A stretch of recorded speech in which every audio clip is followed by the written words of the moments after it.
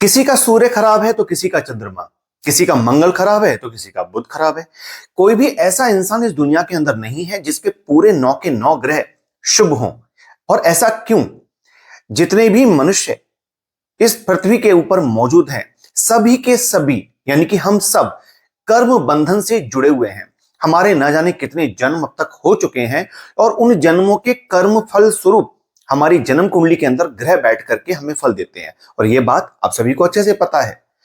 अब यहां पर प्रश्न यह उठता है कि जब हमारे पिछले जन्म के कर्मों की वजह से इस जन्म के अंदर हमें कष्ट मिल रहा होता है, तब हम अपने उन ग्रहों को कैसे शुभ करें जिससे कि हमारे इस जन्म के अंदर हमारे कष्टों से हमें निवृत्ति मिले। तो दोस्तों, तनिक विचार करके देखो, पिछले जन्म में मनुष्य योनि में रह करके ऐसे कौन से पाप कर्म किए होंगे जिसकी वजह से ये ग्रह खराब हुए।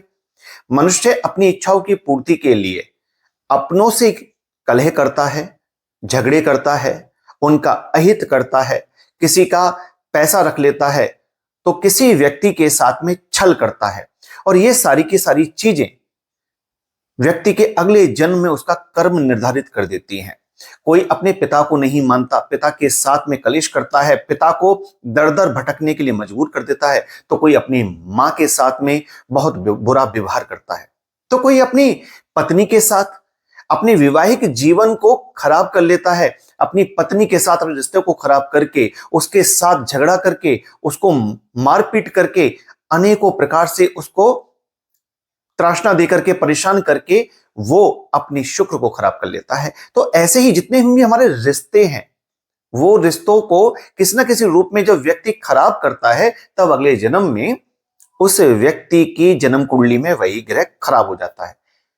अब ज्योतिष इस बात को कहती है कि यदि आप अपने उन रिश्तों को इस जन्म में सुधार लें तो आपके ग्रह ठीक होना शुरू हो जाएंगे। लेकिन मजबूरी यहां पर यह आ जाती है कि जब यह कहा जाए कि भाई आपका मंगल खराब है, आप अपने भाई के साथ अपने रिश्तों को संभाल लीजिए, सही कर लीजिए, तो यहां पर एक चुनौती आके खड़ी हो जाती है। और चुनौती क्या होती है कि पिछले जन्म में भाई का अहित करने की वजह से इस जन्म में परमात्मा ने भाई तो दिया, लेकिन आज स्थिति यह बन गई है कि वही भाई कहीं ना कहीं हमारा शत्रु बन बैठा है। अब हम ठीक भी करना चाहें उसके साथ रिश्ते को, लेकिन हम ठीक नहीं कर सकते क्योंकि वो खुद ठीक करना नहीं चाहता। इसी प्रकार से बहुत सारे परिवार के अंदर माता पिताओं की स्थिति भी है, बहुत सारी जगहों पर बहन और भाई की स्थिति भी है, और बहुत सारी जगह पर पिता और पुत्र या पति पत्नी की भी यही स्थिति है कि रिश्ता तो एक व्यक्ति सही करना चाहता है पर दूसरा करना चाहता ही नहीं है, क्योंकि ये पिछले जन्म का कोई प्रारब्ध है जिसकी वजह से आज वो सब कुछ भोगना पड़ रहा है। अब ऐसे में क्या किया जाए जिससे कि ये सारी चीजें सही हों। दोस्तों, एक बात तो निर्धारित है कि जीवन के अंदर जो कुछ भी लिखवा के आ गए हो वो मिलेगा अवश्य, चाहे वो सुख हो चाहे वो दुख हो। उपाय करके आप उनमें कमी ला सकते हो या बढ़ोतरी कर सकते हो। इसी प्रकार से आज मैं आपको पूरे 9 के 9 ग्रहों के कुछ ऐसे उपाय देने जा रहा हूं जिनको आप सुलभता के साथ कर सकते हो। अब सुलभता के साथ कैसे? जब भी कोई उपाय बताया जाता है कि किसी चीज को जल प्रवाह कर दीजिए, किसी चीज को किसी चौराहे पे रख दीजिए, किसी चीज को किसी को दान कर दीजिए, तो लोग अक्सर करके ये कमेंट करते हैं कि हमारे शहर में तो पानी ही नहीं है, हमारे शहर में तो ये नहीं है, हमारे शहर में तो गाय नहीं है, हमारे शहर में तो कुत्ते नहीं है। तो उपाय कैसे करें? तो आज मैं एक ऐसा उपाय बताने जा रहा हूं जिससे 9 के 9 ग्रह ठीक होंगे और आप आसानी से इसको कर पाएंगे, क्योंकि कहीं ना कहीं पिछले जन्म के प्रारब्ध की वजह से ये सब कठिनाई आपको जीवन में देखने को मिल रही होगी। किसी के जीवन में कुछ तो किसी के जीवन में कुछ, और किसी ना किसी का कोई ना कोई ग्रह खराब अवश्य होगा। तो या तो आपको पता होना चाहिए कि आपका यह ग्रह खराब है, और अगर पता नहीं है तो आप बिना सोच विचार के इन उपायों को शुरू कर दो। जो शुभ ग्रह हैं वो और शुभ हो जाएंगे, जो अशुभ ग्रह हैं वह भी शुभ होना शुरू हो जाएंगे, क्योंकि यह उपाय जुड़ा है सदा शिव भगवान भोलेनाथ से। और भगवान भोलेनाथ को भोलेनाथ कहा ही इसीलिए जाता है क्योंकि वो इतने भोले हैं कि जब वो देने पर आते हैं तो विचार नहीं करते और कोई भेदभाव किए बगैर वो अपने भक्त की सभी मनोकामनाओं को पूर्ण करते हैं और उनके प्रारब्ध को सुधार भी देते हैं। तो आपको करना क्या है? मान लीजिए यदि आपका सूर्य खराब है तो पहली कोशिश तो यही करें कि पिता के साथ संबंध अच्छे रखें। अब इसी के साथ साथ आपको करना यह है कि रविवार के दिन आप भगवान शिव के मंदिर जाइए और भगवान शिव पर गुलाब जल, जी हां, आप भगवान शिव पर गुलाब जल अर्पण करिए, गुलाब जल से अभिषेक करिए उनका। ये करते चले जाइए, आपका सूर्य ठीक होना शुरू हो जाएगा। जब बात आती है चंद्रमा को ठीक करने की, तो इसमें भी आपको भगवान शिव के मंदिर जाना है और शिवलिंग पर आपको दूध चढ़ाना है।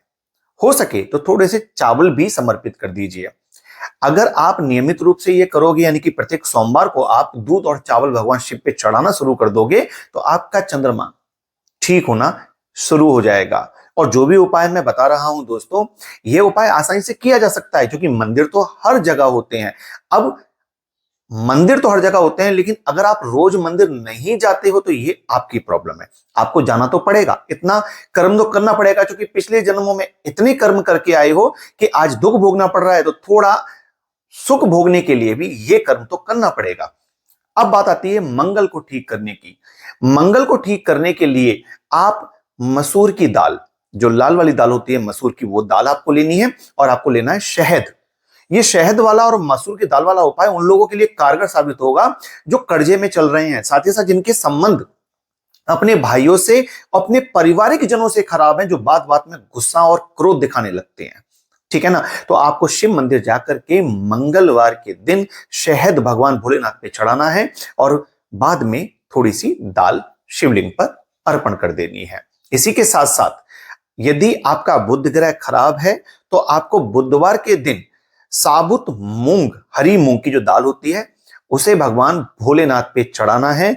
और हो सके तो हरी दुर्वा घास, दुर्वा जो होती है हरी घास, वह भी भगवान शिव पर समर्पित कर देनी है। ठीक है? ये दुर्वा जो घास होगी, इसको आप गणेश जी को भी समर्पित कर सकते हैं। शिव मंदिर जा रहे हैं तो भगवान गणेश जी और भगवान शिव दोनों पर आप दुर्वा समर्पित करिएगा।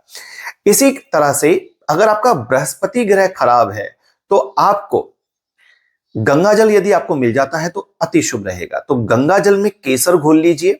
नहीं मिलता है गंगा जल तो आप जल में केसर घोल लीजिए। और यदि इस उपाय को और प्रबल करना है और साथ में चंद्रमा को भी शुभ करना है तो दूध में केसर घोल लीजिए। और दूध में केसर घोल के या गंगा जल में केसर घोल करके अथवा जल में केसर घोल करके उस जल को पीला करके भगवान भोलेनाथ पे आप चढ़ाइए। आपका गुरु ग्रह ठीक हो जाएगा। इसी के साथ शुक्रवार, यानी कि शुक्रवार के दिन आपको शिव मंदिर जाना है शुक्र को ठीक करने के लिए, और साथ में आपको लेके जाना है दही। जी हां, दही, और दही के साथ यदि आप घी भी ले जाते हैं तो अति उत्तम उपाय हो जाएगा। तो दही और घी ये भगवान शिव पर आप चढ़ाइए। आपका शुक्र ग्रह शुभ फल देना शुरू कर देगा। और यहीं पर शनि राहु केतु के उपाय बताने से पहले एक जानकारी और देना चाहता हूं। भगवान शिव एक ऐसे देव हैं जिनसे कोई भी ग्रह अथवा कोई भी प्राणी, कोई भी देवता, कोई भी असुर, कोई भी राक्षस जिनसे शत्रुता नहीं रखता। भगवान शिव से तो अनेकों दैत्यों ने शत्रुता रखी है, लेकिन भगवान शिव से किसी ने कोई शत्रुता नहीं रखी। तो भगवान शिव की आराधना करने से, पूजा करने से सारे ग्रह ठीक होने लग जाते हैं। तो अब मैं बात करने जा रहा हूं शनि ग्रह को शुभ करने के लिए। शनि को शुभ करने के लिए शनिवार के दिन शिव मंदिर जाइए, भगवान शिव पर जल चढ़ाइए और जल चढ़ाने के बाद काले तिल शिवलिंग पर चढ़ा दीजिए। इससे आपका शनि ग्रह शुभ होना शुरू हो जाएगा। इसके बाद बात आती है राहु को शुभ करने की। तो दोस्तों, राहु को शुभ करने के लिए भी यही उपाय लगेगा कि शनिवार के दिन ही आप काले तिल भगवान भोलेनाथ पे चढ़ाएं। यानी कि जब आप शनि का उपाय करोगे तो शनि के उपाय में ही राहु का उपाय भी हो जाएगा। अब केतु की बात आएगी तो केतु भी, राहु और केतु दोनों शनि के एजेंट हैं। तो जब भगवान शिव पर आप काले तिल चढ़ाओगे तो काले तिल चढ़ाने से एक ग्रह नहीं बल्कि आपका शनि, आपका राहु और आपका केतु, ये तीनों के तीनों ग्रह आपके शुभ हो जाएंगे। यदि आप अलग से राहु का कोई उपाय करना चाहते हैं तो आप भगवान भोलेनाथ पर जौ चढ़ा सकते हैं। जो अनाज होता है जौ, वो भगवान शिव पर आप शनिवार के दिन चढ़ाएंगे तो स्पेशली राहु ठीक हो जाएगा। यदि आप केतु का स्पेशल उपाय करना चाहते हैं तो केतु के उपाय के लिए एक पुष्प आता है जिससे होली खेली जाती है, उसको पलाश का पुष्प कहते हैं। तो पलाश के फूल अगर आप भगवान भोलेनाथ पे चढ़ाएंगे तो भी आपका केतु ग्रह ठीक हो जाएगा। तो दोस्तों, इस प्रकार से भगवान शिव से जुड़कर और प्रत्येक दिन उसी ग्रह की वस्तु भगवान शिव पर चढ़ाने से आपका वो पर्टिकुलर ग्रह ठीक होना शुरू हो जाएगा। और आप मंदिर तो जाते ही होंगे, उस पूजा में जो आप प्रतिदिन करते हो उसमें इन सामानों को ऐड कर लो, तो धीरे धीरे करके आपकी जिंदगी में खुशियां आनी शुरू हो जाएंगी। तो मुझे उम्मीद है, आशा है, इतना सरल और सहज उपाय आपको मिला है, इससे आप जरूर लाभ अर्जित करेंगे। यदि वीडियो को आपने यहां अंत तक देखा है तो कमेंट में ओम नमः शिवाय जरूर लिखिएगा। इससे मुझे पता लगता है कि आपने वीडियो को यहां तक देखा है। साथ ही साथ अपना ध्यान रखिएगा। जल्दी मिलता हूं आपसे नई वीडियो में नई जानकारी के साथ। तब तक आप अपना ध्यान रखिए। नमस्कार।